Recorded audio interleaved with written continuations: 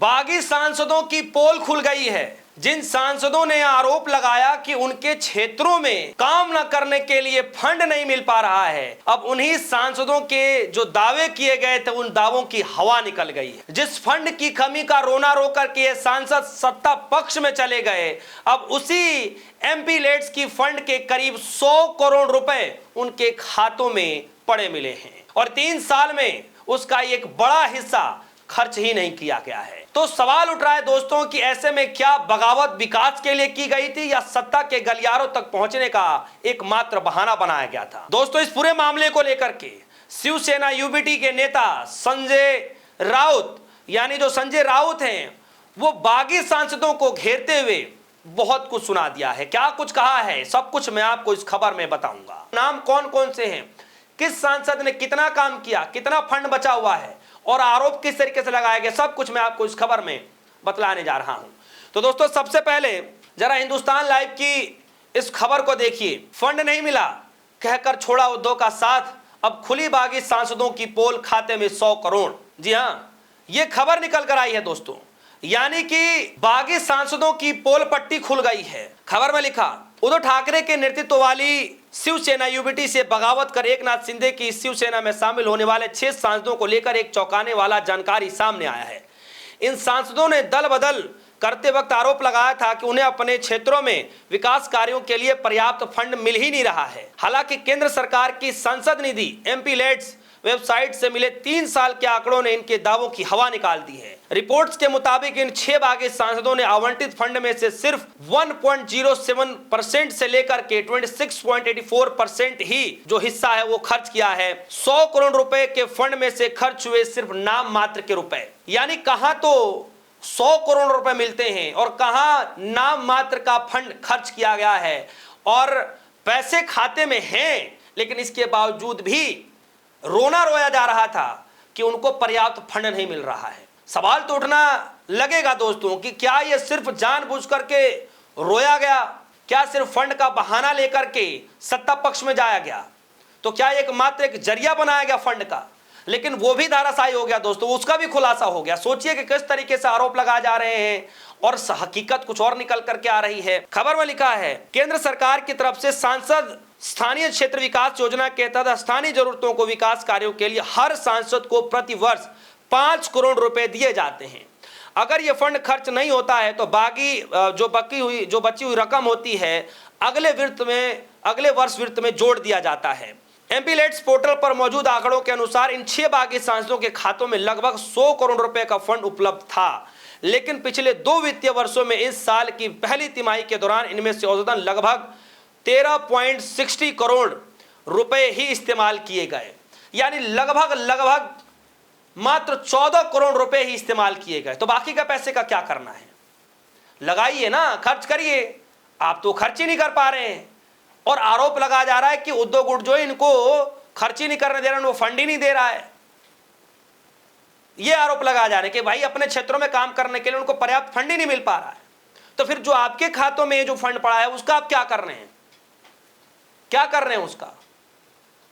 और इसमें जो रिपोर्ट कार्ड आया दोस्तों, सांसदों की जो लिस्ट है, जो 6 बागी सांसद उनकी लिस्ट आई, इसमें लिखा है नागेश पाटिल आष्टीकर हिंगोली 6 सांसदों में सबसे ज्यादा खर्च करने वाले सांसद है, जिन्होंने 26.84% यानी लगभग 27% के करीब इन्होंने सिर्फ अपने फंड में से पैसा खर्च किया, जिसमें से 107 प्रस्तावित विकास कार्यों में से इन्होंने सिर्फ 28 ही पूरे किए हैं, आगे का पता नहीं।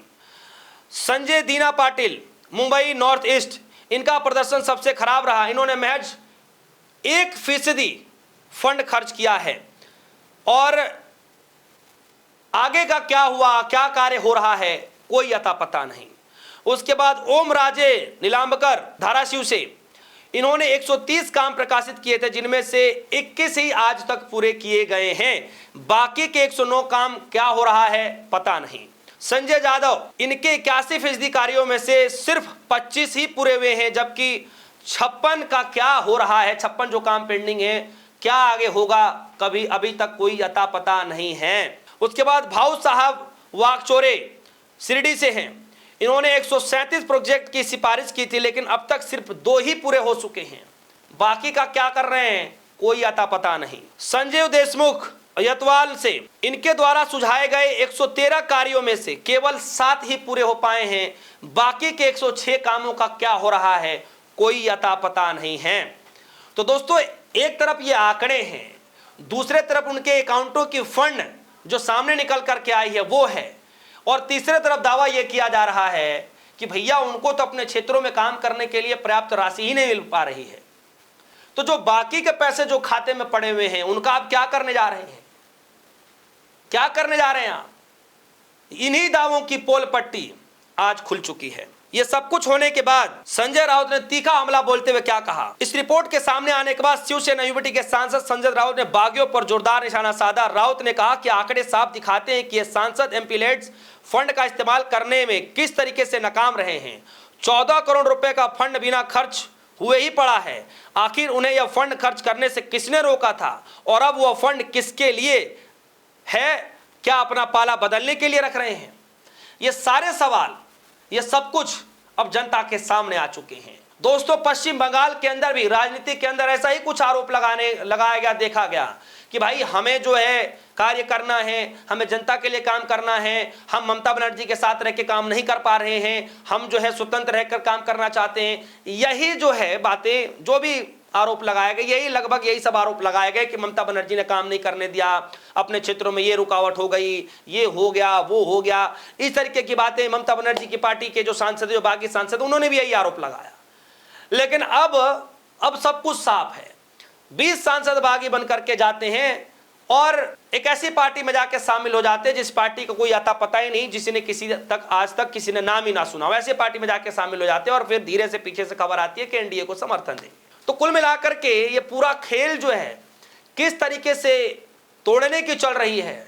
और जाहिर तौर पर जब शिवसेना शिंदे गुट के अंदर ये 6 सांसद सम्मिलित होते हैं, शिंदे से जब पत्रकारों ने सवाल पूछा कि भैया आप क्या कहना चाहते हैं, अब तो सांसद ज्वाइन कर लिए, बीजेपी सम्मिलित हो गए आपके अंदर, शिंदे जी कह रहे हैं कि भैया ऑपरेशन सक्सेसफुल हो गया, ऑपरेशन टाइगर सक्सेसफुल। मतलब खुलेआम कैमरे के सामने ये सब कुछ कबूला जा रहा, बोला जा रहा कि हाँ भैया हमने ऑपरेशन टाइगर चलाया था और ऑपरेशन टाइगर के तहत इन सांसदों को लाया गया है।